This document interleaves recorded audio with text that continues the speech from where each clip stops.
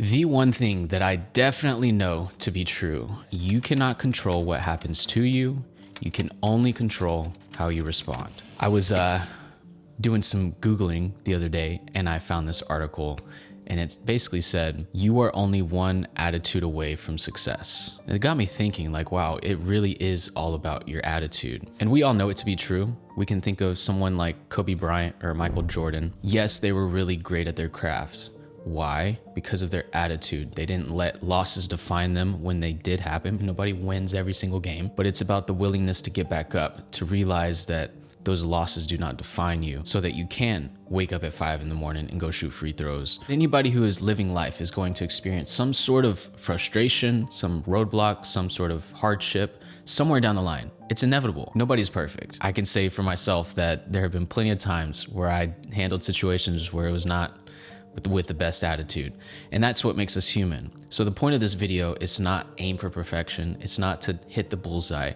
It's to simply draw the bow back and aim towards something so that we can create a better life for ourselves and those around us. Because we all know those people who have bad attitudes, ain't nobody want to be around them. I remember when I was a teenager, say probably a sophomore in high school. So what is that? I graduated when I was 17. So sophomore, I was probably 15. I was going through my first breakup.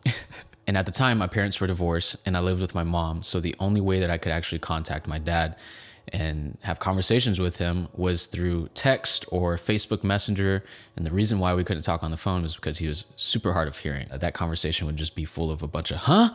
What'd you say? Say it again? And it would just never go anywhere. So we would text. And I remember I was kind of venting to my dad a little bit just about my breakup, just how shitty the situation is. You know how dramatic things can be in high school. And he told me that statement. He said, son, you can't control what happens to you. You can only control how you react. And that line always stuck with me. And it really drove deeper a few years later whenever my dad unexpectedly passed away. That's just one really big example of the fact that you can't control what happens. You can only control how you react. Now, don't get me wrong. Going through loss is a tough situation. And, it's way easier said than done to just have a positive attitude. But like I said in the beginning, it is about aiming, not necessarily hitting the bullseye. And here's the crazy part.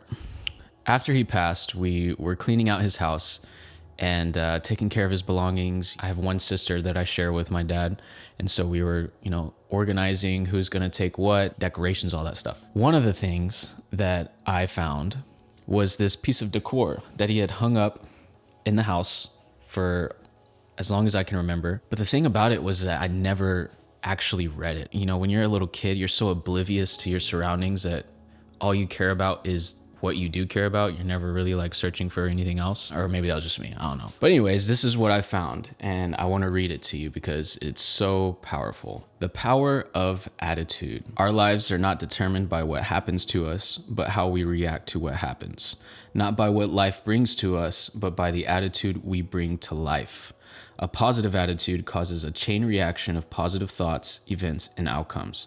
It is a catalyst, a spark that creates extraordinary results. Shit like that hits different when it comes from somebody who passed away. And going through all this big life changes that I've currently going through, I'm constantly getting reminders of how important it is to have a positive attitude. Now, just to touch back on the topic of losing my dad, I feel like this is the most bold example that I can paint here. At first, I was definitely playing victim. I remember just 3 months prior, before his passing, me and him were working out together. And my dad was like a workhorse. He's the Asian one. If you don't know, I'm half Asian. He was the Chinese one. Everybody's so shocked by that. They're always like, oh, I thought your mom was Asian. No, it was my dad. And he was your most uncommon Chinese man. He loved to hunt. He loved to country dance. He was always going out dancing every Saturday. And apparently he was like the best one in the bar, like had trophies for dancing and everything. And he was a workhorse. Like he was just strong. Like I remember watching him just manhandle refrigerators every time we moved. We moved a lot after my parents' divorce, or he did. So anyways, we were working out 3 months prior to his passing and he was still showing me up. I remember breaking a PR with him and that was a beautiful moment that we shared together. But when it came time for me to accept the fact that he was no longer here with us physically, It was really hard to wrap my head around. And I blamed everything else. I was very much in a victim stage where I felt like life wasn't fair. How could this have happened? We were just working out together and he seemed perfectly fine. He was strong. How could you do this to me? Like, how could life do this to me? What this did is cause a lot of turmoil on me. I developed this avoidance because I couldn't come to terms with the fact that he passed. I definitely had some trouble accepting it. Because I was playing victim and blaming life just in that situation, I was probably doing the same thing in other areas of my life. And this doesn't give you power as an individual. It doesn't give you the agency to create the life that you really want to live. It also doesn't make my dad proud that I'm down here like blaming people or blaming the world for his loss. He wants me to step into my fullest potential, to have a good attitude, obviously, and to keep on trucking, because that's what life is about. And it wasn't until like maybe a couple years ago that I fully started to sit with that grief and fully accept it, that I was able to step into my full potential. We all have those victim responses, but it's important to understand what impact that has on us so that when it does creep up, we can nip it in the butt and basically avoid the dangers and the downfall of playing victim. And I've seen this in not just my own life, but people around me who blame their employer, they blame their family member, they blame their parents for certain behaviors that they have, and it is not doing anything good for you. There is no benefit that comes from blaming somebody else, because what you do is you remove your own ownership, and it takes your ownership to actually accomplish the goals that will fulfill you. You have to take ownership of everything, where you're at in life, what relationships you have, what you don't have. It is looking a little dark. All right.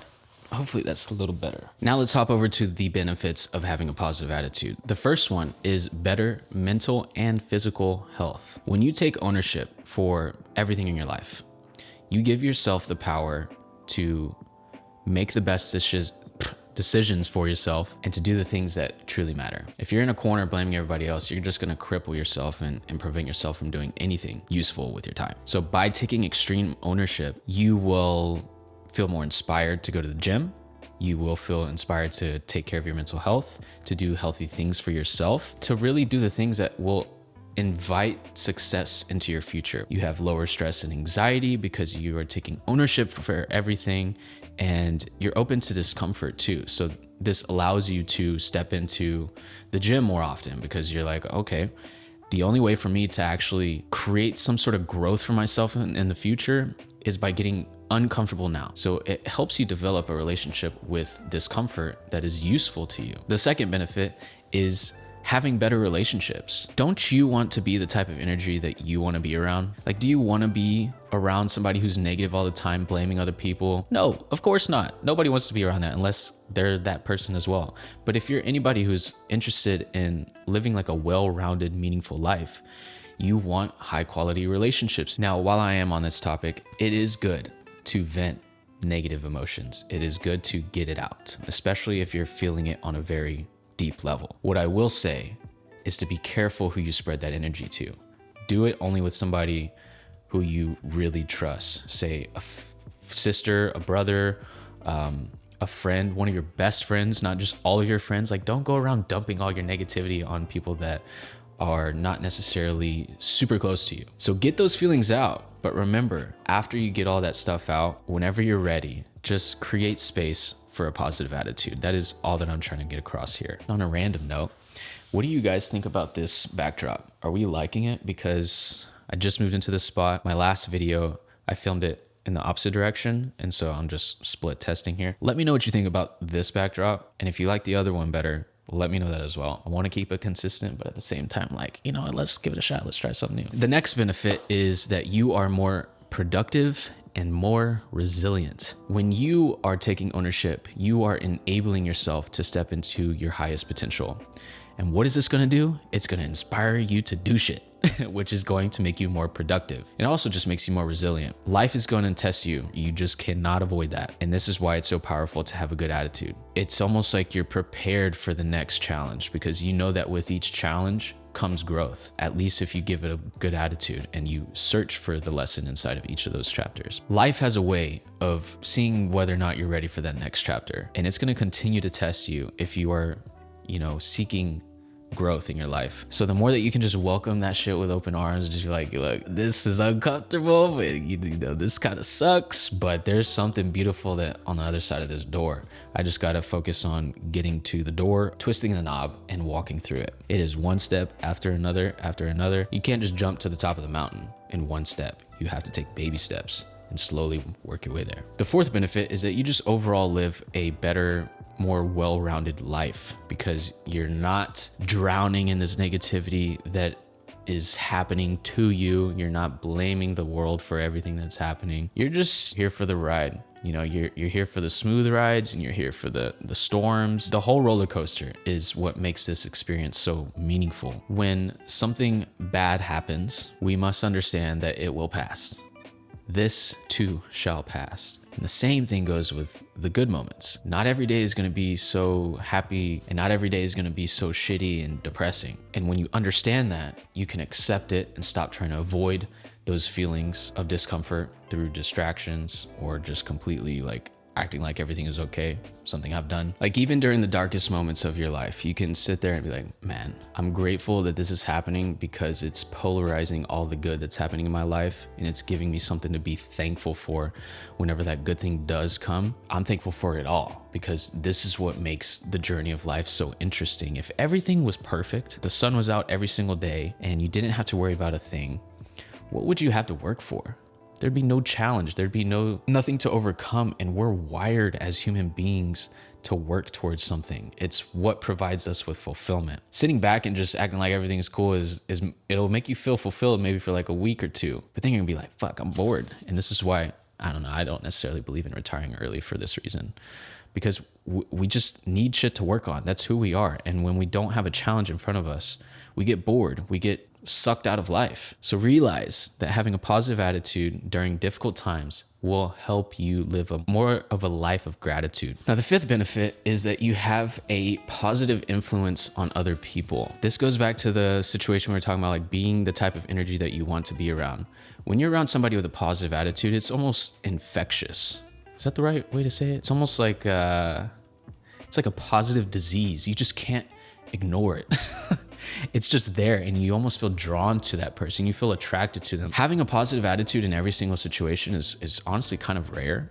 And when we do experience that one person that's positive and uplifting and encouraging, you want to spend more time with that person. Being a positive influence on other people can have a huge benefit on you because it provides you with more, let's just be honest, it provides you with more power. Power to choose your career, to choose the impact that you want to make. And in this day and age of social media, I think we can all agree that the person who has the biggest impact on people is experiencing the most success. So it starts within, but it is a selfless act as well to have a positive attitude. It benefits both you and the people you look to serve. Now, if you're like, oh, fuck, man, I hear you and this all sounds great, but I have no clue where to start.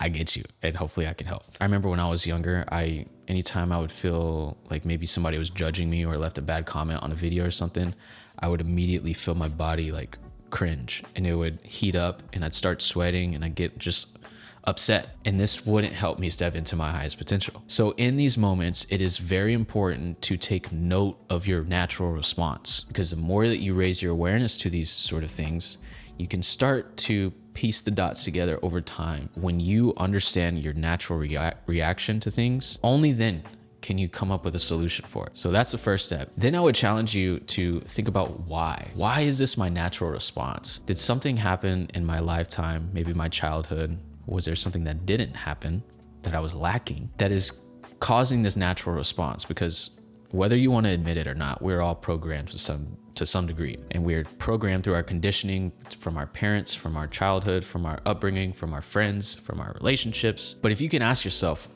become curious on what it is that's causing that reaction, because there's something inside. We are all different. You probably would respond differently than I would have in that situation. And that's what makes us different and unique. The next step to developing a positive attitude is to take extreme ownership of your circumstances. There's a book written by, what's his name? Jocko Willink, and it's called Extreme Ownership. And if you're into war movies or war in general, and that kind of stuff fascinates you like it does for me, I honestly feel like I was a warrior in some past life. I highly recommend reading this book because it'll show you the power of taking extreme ownership in something like war. Can you imagine sending your crew of people into war and half of them dying, and coming back and understanding that you have to take ownership as the leader? I mean, that's about as extreme as it gets, but you have to understand the power of extreme ownership because it only enables you to make the best decisions moving forward. After that, I would suggest you realizing that your current situation does not define your potential. I heard a quote once that said, "Your bank account does not reflect your potential. It only reflects your energy." I'll let that one sink for a sec. We could twist that for the sake of this video and say that your bank account does not reflect your potential. It reflects your attitude. So what is it that you can do to start bringing about more positive energy in your life? Take care of yourself. Get sunlight in the morning. Go on walks. Develop a meaningful relationship with yourself and really make yourself a priority. Because if you can't make yourself a priority, nobody else will reap the benefits of what it is that you have to offer.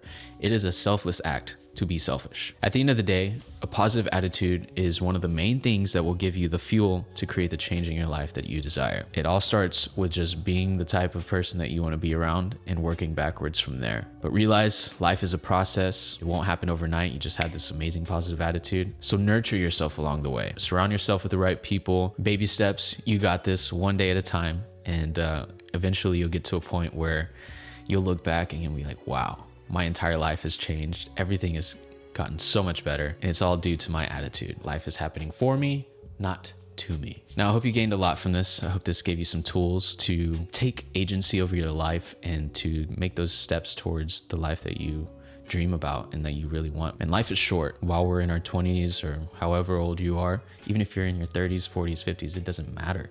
You have the power to take the reins back and to create the life that you truly want. Thanks so much for watching this video. I hope you enjoyed it and gained some value from it. If you'd like to connect, reach out to me on Instagram at ashtontjoe. I am always looking to connect with you guys, and I also give more of an inside look on just life and everything that's going on through the stories. So I would love to connect with you there. And that's it for this video. Thank you for watching, and I'll see you in the next one. Bye.